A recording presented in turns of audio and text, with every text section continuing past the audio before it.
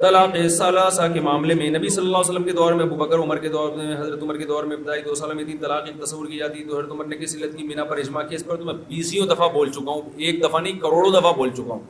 نبی کے دور میں بھی 3 طلاقیں 3 ہی تھیں. نبی کا جو فتویٰ ہے، ابو بکر عمر سب کے دور میں 3 طلاقیں 3 تھیں.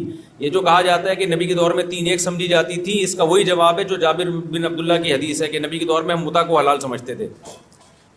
تو نبی کے حکم سے تھوڑی سمجھتے تھے، بہت سے صحابہ کو نہیں پتا تھا. تو ایسی زمانے جاہلیت میں 3 کو ایک سمجھا جاتا تھا، بعد میں منسوخ ہو گیا. اس پر بہت لمبی بات میں کر چکا ہوں، اب اس موضوع کو چھوڑ دیں. میرے کلپ یوٹیوب پہ موجود ہیں، وہ سن لیں. اس بارے میں کتاب بھی ہے میری، کمپوز ہو چکی ہے، چھپی نہیں ہے ابھی، تو چھپ جائے گی. بہت ڈیٹیل میں ایک ایک دلیل کا میں نے جواب دیا اس میں.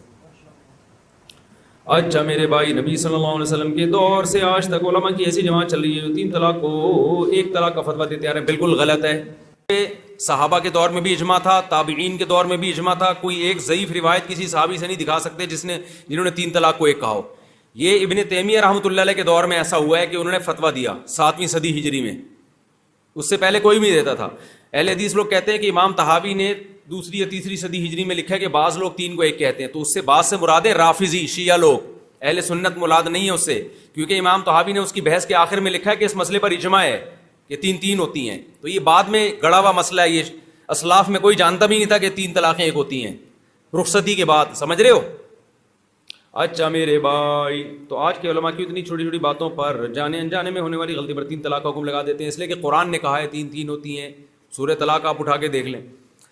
چونکہ آج کل حنفی علماء ایسے کئی مسائل جو ہیں محرمہ کے علاوہ کسی اور امام کے قول پہ فتویٰ دیتے ہیں. تو اگر کسی سے نہ چاہتے ہوئے انجانے میں 3 طلاقیں ہو گئی تو اس سے پوری نسل تباہ ہو گئی. کوئی نسل تباہ نہیں ہوتی، یہی بکواس ہے. طلاق کے بعد نسلیں تباہ ہوتی تو طلاق کو حلال کیوں رکھا جاتا؟